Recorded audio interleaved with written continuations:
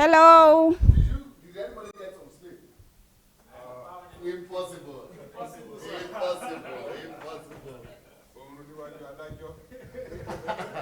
Then we have to ask that you don't give them some homework tonight. Okay.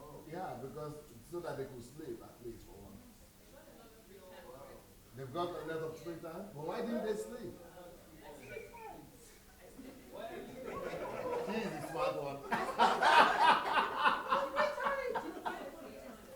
Because the whole idea, is it, are we on? Yes. So the whole idea of HMT is to help you manage time and become the master of time over time.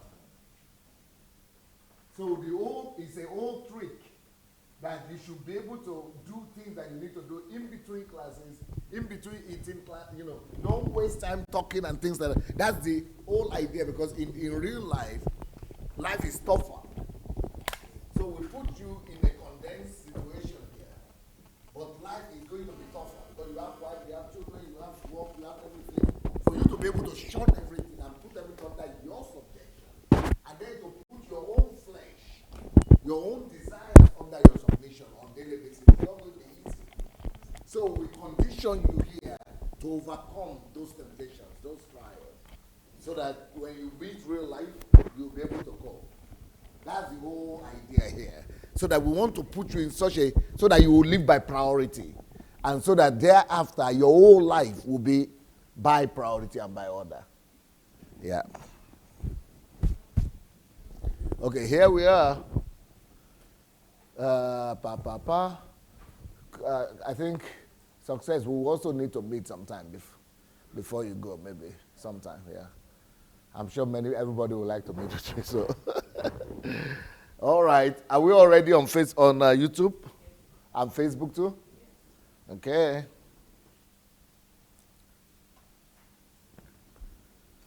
Okay. How are you doing, everybody? Especially our Facebook audience. How have you been doing with order? Let's put on the light and then put off that light. Yeah, and then the slides. Just remember the one that works for it, so that next time you practice it. Yeah. Okay, where were we? We were here, right? Okay, I will go back a little bit so that you know what we've been doing before now. So examples of order, I say our nose is not on top of our head. And that is a proof, like Dr.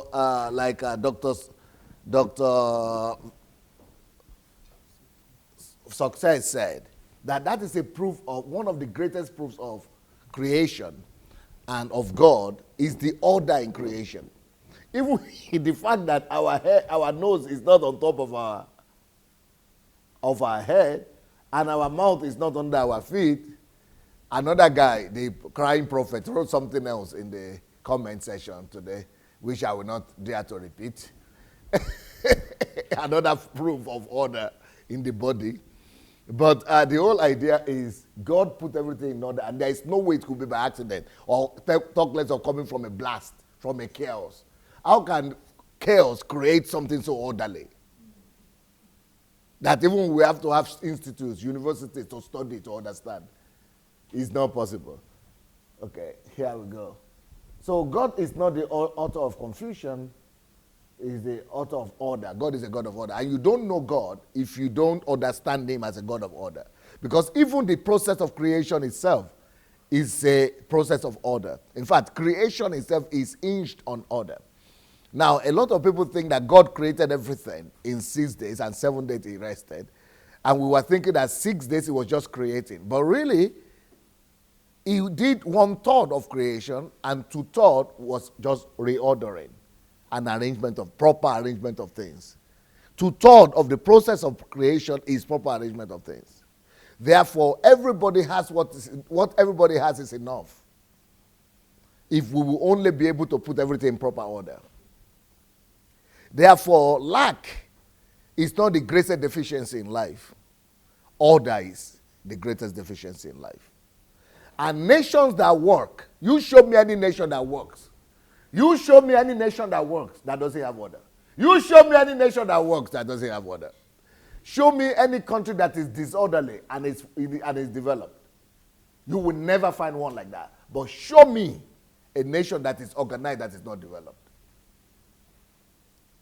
Show me any nation that is disorganized and is developed. If a nation is disorganized, it's never going to be developed. As a matter of fact, the development of any nation, the level of development of any nation depends on the level of its organization and on the level of its order and orderliness. So, for example, let's say I need 3 people to come forward. 3 people. I think we might need the light for a little while. Yeah, just stand straight like that. Anybody mention any country you want to represent? Okay, don't worry. Don't worry. Let's say you will not mention any name. Let's say you are the tallest, or second to the tallest. It's taller than you. You are the middle one. Okay, you go to the middle. So let's say you are the tallest. You represent the most developed country in the world. Not in the world, out of these 3. You represent the most developed country. That means this country is the most organized. That's why it's the most developed. If this is the least developed country out of the 3, go and look at it. It is the least organized. Now, you will never find a situation whereby this country is the least organized and then is the most developed. It will never happen. You will never find one like that. No matter the amount of raw materials they have and natural resources. You know that yesterday, or today, was it today? Yeah, today, we were talking about Germany. Or was it yesterday? This morning, yeah. We were talking about Germany, that they are so strict, so organized. And then somebody mentioned England and said, it's not always so organized. You can even pass, you can even do something. They are more considerate. That is why Germany, even though it just started building 50 years ago, and United Kingdom, they've not had the kind of destruction Germany went through. United Kingdom has been stable for hundreds of years. Do you know Germany has ever taken the United Kingdom? The more organized a society is, the more developed it is. The more order and orderly a nation is, that dictates the level of its development and its sophistication. Japan, it was also destroyed totally during the Second World War. Maybe not totally, but majorly. So how come? They are the second most developed. In fact, they have overtaken England, France, everybody. Why? Because they are super organized. Who has been to Japan? I've been there. It's worse than Germany. The more orderly a nation is, the level, corresponding level of its development and civilization. So you cannot find a Lagos or a Nigeria that will compete with Tokyo. You cannot find a country that is totally disorganized like Congo, Zaire. Yes. No, Zaire is the richest. So Congo, Zaire, Kinshasa, they call it, Kinshasa. Congo, Kinshasa, you know, is the richest country in the world, materially. Yes, Congo, Kinshasa is the richest country in the whole world. Yes, it is. I tell you, they are the richest country in the whole world. But that richness, if it's not correspondent with order, it will become poverty. As a matter of fact, it will become catastrophe. It doesn't help. Natural resources doesn't help. Okay, now in Africa, there is one country that has overtaken Nigeria in oil production. Angola. Angola has overtaken Nigeria. Oh. But both Angola and Nigeria, they are still in the same place. But the one that doesn't have oil, like Botswana, but that is highly organized, yeah, is also above. It's more developed than both Nigeria and that same Angola. Yes. Botswana is the most developed country in Africa now. Yeah. He's a song, yes, you see. It's even stronger than second because that country is so highly developed. In fact, that is one country where you will not find Suleiman. Or, yeah, you will not find them. They are so organized, they know that those people, they are useless. You will not find all these winners chapel, all this holy water, all those things. They don't tolerate any of those people. Maybe the winners like this, but I doubt it. A lot of those people who are doing some miracles and things like that, they don't allow them. They are so organized. So the level of order and organization in a nation is what dictates the corresponding level of development. So you cannot find a country that is the most developed and then you say it's the most scattered, it's the most, chaotic. No, if it's developed, it means it's not chaotic. It means it's organized, it's orderly. But if it is not developed, go and look at the reason in order. You will see that the reason it's not developed there is because it's not organized. It's disorderly. Huh? Okay, come announce it. You have the microphone. Yeah, tell him to tell them. So you tell them. Please, everyone at home, please share this. Yeah. Just share this broadcast. This is really, really important for you and me. And if you share it until it gets to our president, people at the seat of power. Because what I'm hearing here is just baffling. It's just, how can Botswana, please share this, please share until it gets to the last person in that country. You know Botswana? Okay, you come and tell us whether it's true or not. Somebody you tell is us. coming to tell you. Okay.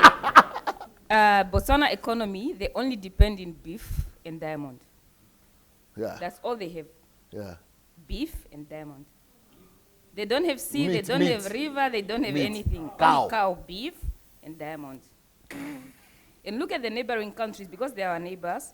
They are neighboring to South Africa, Namibia, Zambia, and Zimbabwe. And like us Namibian, we even have sea, we have diamond, we have gold, we have copper, but they overtaken us. We don't know why. And I know why. Because they are lucky to have a president. They are lucky to have a president that is a highly motivated and highly organized leader.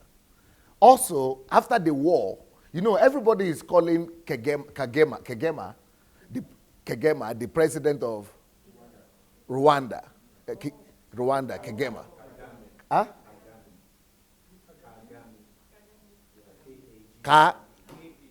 Kagame, the president of Rwanda. Everybody is calling me a dictator. But when I went to that country 10 years ago, they were still recovering from the genocide. So the country was still only one road and one hotel in the whole country. In Kigali. In the whole country, can you imagine it? One road, one hotel, and jobs of little houses like this. In fact, the high rising, the biggest one of them was, was it 9-story building? It was the only hotel.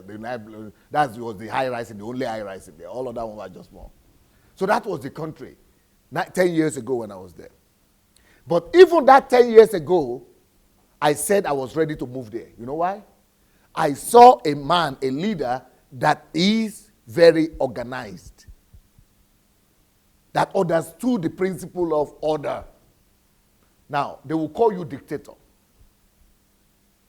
But because I knew that guy understood the principle of order, I told my people here that if I were to have my choice to move to Africa, I would move to Rwanda.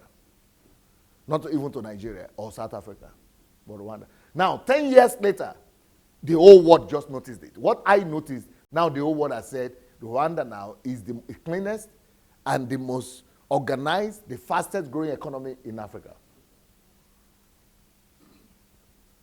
And the most beautiful country in Africa, and the cleanest.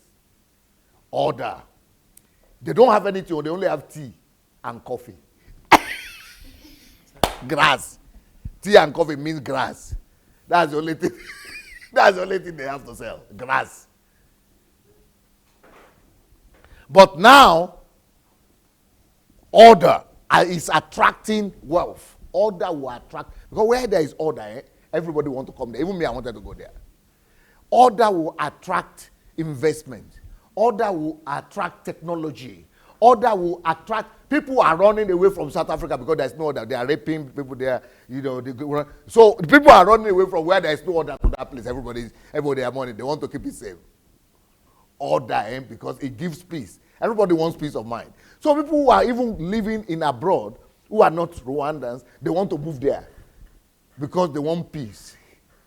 In fact, more white people now are moving to Africa, but they are moving to Rwanda to live. Not Nigeria, not Ghana anymore. As a matter of fact, that's why people move to Ghana. A lot of black Americans that move to Africa, they move to Ghana because it's peaceful. Order. So order is one of the most important prerequisites for growth and development. And so if you see a country that is least developed, it's because it's least organized. If it's the most developed, it means it's the most organized. If it's average, less developed than this one, it means it's a little bit less organized than this one. But if it's more developed than this one, it means because it's more organized than that one. Order. So when you look at Nigeria, for example, let's take the picture of Lagos that we saw yesterday. Look, let me tell you now. Even if we find oil 100 times more again, if you don't put order in place, how can somebody be cooking in the middle of not beside though?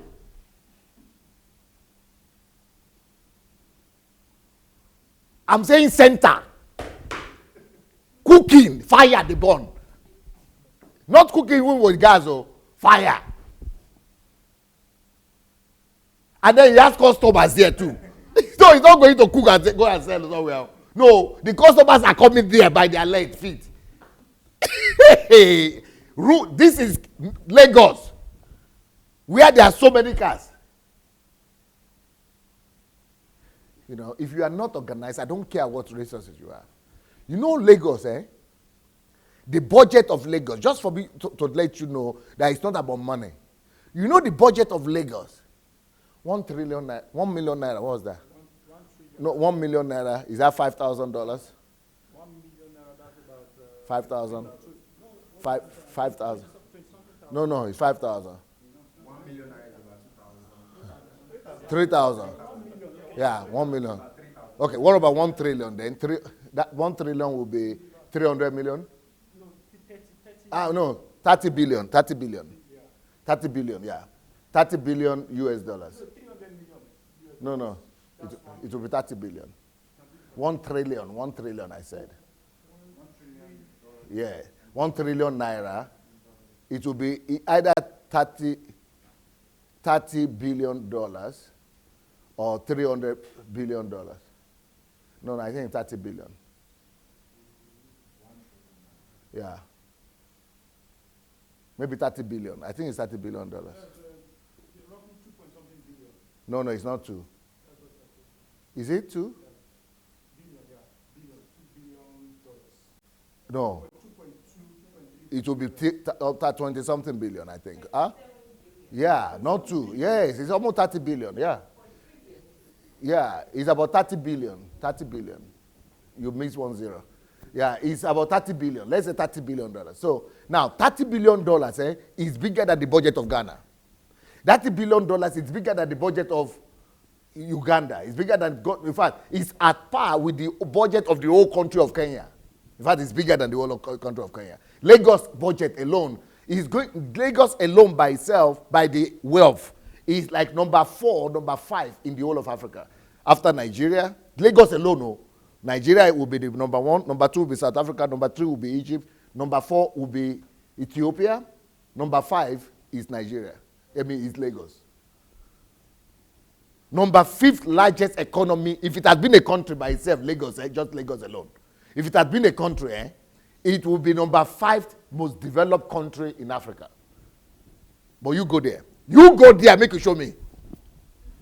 Yes, go there and see what is happening there. You will think that, in fact, they don't have $1 in that country. That whole, you will think it is the collapse, it is the catastrophe. In fact, let me even confirm it to you. The country, the World Bank has now voted Lagos as the worst place to live. Not the one that is the poorest, so not Shadow. So it's worse there to live there than Shad, which is the poorest. So not Nigeria, which is one of the poorest. So even though Lagos is the richest country, it's a state, just one state, richer than the whole country of Nigeria. In fact, that country, Lagos, in fact, if you combine all the 19 countries or so of West Africa, the budget of Lagos alone, only 2 countries will make it to be bigger than them. It's almost equal. It's all equal to half of the budget of the whole of West Africa. But all the West African people is still better. They still live better than Lagos itself, where they have more money. So you explain to me the metamorphosis or it's like paradox. It's a paradox. So how can you have more money than everybody else and you are living worse than everybody? It's the worst place to live, which means it's worse than Mauritania. It's worse than Mali. It's worse than Burkina Faso. It's worse than Cabo Verde. Even though it has more money than all of them put together. What is that talking about? When you don't have order, you don't have anything. When you don't have order, you don't have anything. When you don't have order, you don't have anything. When you don't have order, you don't have anything. It doesn't matter how much money you have. It doesn't matter how much resources you have. It doesn't matter how much raw materials you have. When you don't have order,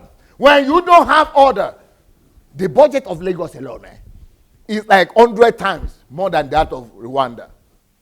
But Rwanda is the number 1 country in Africa now. Although they have money, less, 10 times, 20 times less than Lagos alone. Talk less of Nigeria. If you don't have order, you don't have anything. If you don't have order, you don't have anything. Order is at the root of development. So if I don't even have money, but I come and bring order, I remove all those people cooking in the street. All those people no pedestrian pathways, no lining in the road. If you just put anything, elementary thing, everybody know where to sell, everybody know where to go. If you put order, nobody is caused anywhere. Everybody goes to work at the right time. They come back at the right time. They produce what they... If you just put that order, why should anybody be dying in Libya? Why should anybody be running anywhere? Order alone. That is what Rwanda did. And I knew Rwanda. 10 years ago, I would be telling anybody that cared to listen. In fact, I have a recording. I even preached there. You can find it on the internet, in the YouTube. I knew Rwanda was going to be the best. Because the man had understanding of order. He was a military man. But with focus. So even though, because people who understand order, they call them dictators. So they want him to go and give power away. But he is saying, I've started the job, I want to finish it. I don't want anybody to come and collapse it like they did after Obasanjo. Obasanjo did a good job the last time. But they collapsed the whole thing after because they said he shouldn't go for third term, yeah. And Nigerians, their elite themselves are the ones who fought against him. Don't go for third term. We will never see that. The same people who are saying don't go for third term are the ones who are complaining now that the country is bad. No, now let's do restructure. I said, go and shoot yourself. Go and shoot yourself, all of you. Foolishness, stupidity, book don't do too much. People don't understand anything. They don't know that if you are lucky as a nation to come across one leader, despite all his faults, that's Obasanjo, that got something right. Leave him there. Let him be there for 10 times, and then change the constitution and say, okay, he shouldn't bother. But let him be there. He got it right. Now you remove him. Everybody else is making things worse, and now you are now saying, okay, I think we are just bad. We are just not lucky. You are the one to blame. Don't put the blame on Obasanjo. All of you people who say you shouldn't go for third term, you are the one who are to blame. And say, oh, but it's the one who put the other. But you want him to put another, he put now. Because we don't know that it's not just changing that develops a country. Okay, you go and come, you go and come. No. People like that, Kagame, I would say let him be there like Lee Kuan Yew as long as possible until the thing is irreversible. You know King Kuan Yew too in Singapore, you know they are calling him dictator too. Yeah. I don't care, call him anything you want. But he was there for 30-something years. What about if it had been there for 80 years? That same Singapore wouldn't have been struggling like us. Because there is no stability. For all that, you need stability, you need time.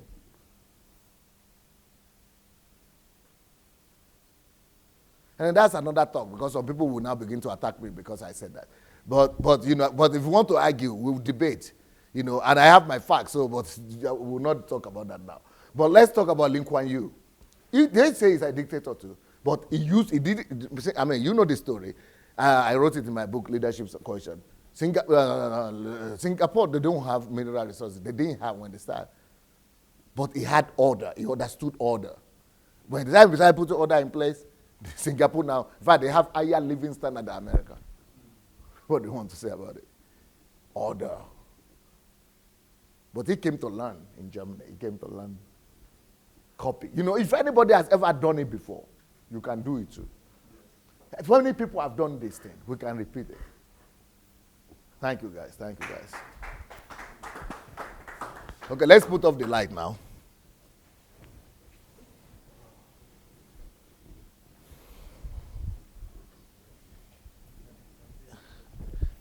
Your head, the boil. The Christians say the head, the boil like that. Give him the microphone. Make it tough for microphone. Now I see the reason why people are clamoring that you should come back and be president. Yes. Now I see the reason why. Because initially I was saying that I remember I wrote on the platform once that they say don't be distracted. Don't be distracted. Don't become a president. I want you to just remain. I want you to. No, my wish make it come to pass. I was just saying that because you started a revolution, you wanted to change what is going on in the church, and I just felt the church is broken, so we need somebody, because I just felt that if the church doesn't change, then nothing will change. But from the perspective you are going now, I can see that it's big. It's even bigger than the church institution in Nigeria. It's the truth. It's bigger than the church institution. So whether the church decides to go along with the flow or not, it will happen. It will happen. And I think I'm beginning to understand why. So when people now challenge me and say, it's because he won't build church for Nigeria. So he won't scatter rubbish all over that person so that his church will grow. That's what they are telling me. That the reason why he's doing what he's doing is because he wants to build church in Nigeria. And he wants to rubbish all other men of God so that people will run to his church. That's what people are telling me. I said, these people don't even have an idea. They don't even know me. If they know me, they will know that church is my past. I've already built church. I've already built over 2,000 churches I started. So show me any Nigerian pastor that have done 2,000 churches apart from Redeem. So I've done that. I've been there, I've done it, I've got the medal for it. So for me right now, that's not my challenge. That's no more a challenge. That's like saying that if somebody is saying you should go and pass school SAT and prove something. School SAT. I don't need to prove. I've done university. I don't need to go and do school SAT. So right now, the knowledge that I have, the skills that I have, the know-how that I have, the things that I have, the things that I know, it's going to be a waste of life if I'm just going to go and do church. So that's why I'm not interested. For God to talk to me to go and do church, he has to convince me, but I'm sure he will not, because that's not the burden he's giving me. I've done that, I've done it, I've got the medal for it, I've done it. So people will say, he's coming to Nigeria to rubbish other pastors. He wants to put people down so that people will come to his church. I'm interested in building destinies, nations, not just even Nigeria as a nation. I say it's my own lifetime challenge. I say if Nigeria doesn't change, Say I'm not a human being again. Don't say I'm not even called. I'm not a man of God. Because that is my challenge. I'm not talking church. I'm talking real challenge. The Nigeria challenge is my challenge, my lifetime challenge. So I'm not going to be playing. It's like going to play on the sand with the kids now, with going to do church. That's what it is for me. But I will raise children, I will raise people who want to do church. Let them go do it. But I have greater challenge than that. Sorry, sir. Wow. This is an eye-opener, because now I begin to understand that running to the church to go and pray for Nigeria. The question is, who are those people running to go and do the prayer? The ones who are themselves corrupt and disorganized. We don't even have order in our lives. So obviously, when we see order, we see it as a disaster. Wow. And that's what almost everybody is seeing now. They look at DSA as catastrophic. Some will say that he's antichrist, because they can't understand all this whole thing. We can't understand it. Everybody is looking at it from the point of view, just like anybody when a pastor comes out and talk about politics, they say, go and mind your business. Yeah. Because to everyone, to most people, they believe that you can be a pastor and also be a politician. They don't see, they don't see. But we read all these things in the Bible. The same Bible we carry, we'll see Samuel go and talk to Saul. Go and talk to all these people. And they were the ones ordaining the kings. Yeah. They were the ones saying what's happening in the nation. But today, when you talk about, everybody will be like, don't talk about it. Because we have been conditioned in that way, and that's what is going on. When people gather, they're praying, like the video we watched yesterday. The same woman selling food in the middle of the road was also in church praying. Praying for what? Yeah. She was also in church praying. And she's the one spoiling the country and then praying that God should come and fix it. That's the level where we are. Take the microphone from me. Okay, let's go to the notes.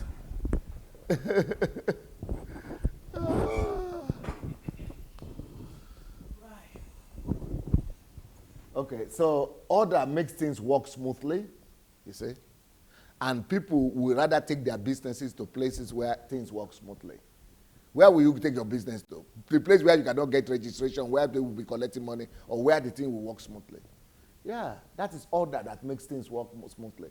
Economy will work smoothly. Finances will work smoothly. People will work smoothly. Job will work smoothly. Employment will be smooth.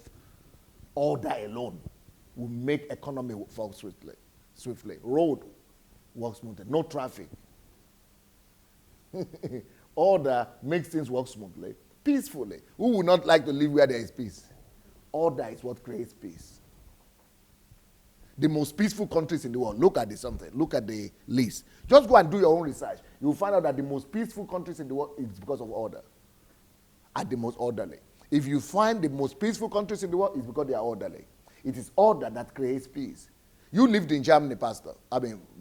You lived in Germany. Why is it peaceful? Order on the highest level. You know, in Germany, you have more Muslims than in Belgium and all those other places, or even more than in France, I think. But you will not have all the bombing, all the things like that in Germany, because it's very organized. Order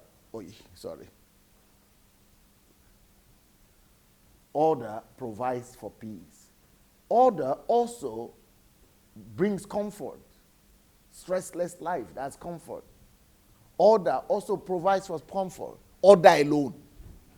So if one order alone will provide for all these things, so what are you doing living a chaotic life?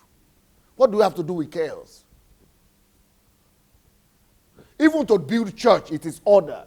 You know, when I built my church, when I was building our church, and it was 200 people, that was when I understood that order is the key to growing a mega church.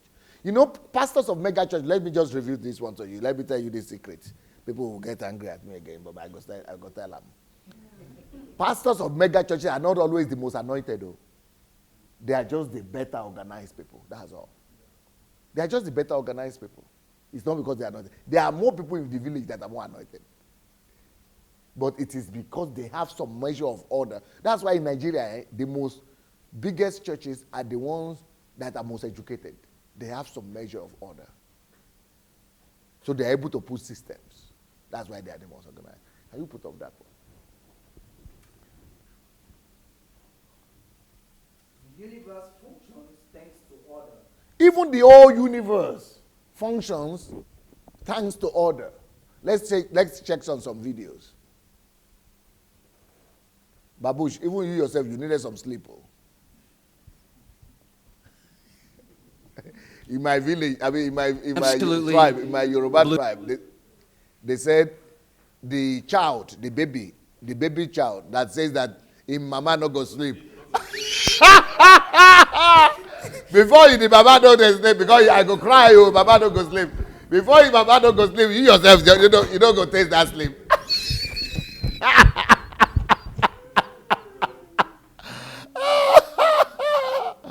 So, Nababush, they say you people don't go sleep. I'm now discovering that she herself, she know the taste more. Okay, I think we saw this today. No, not this one. That's the other one.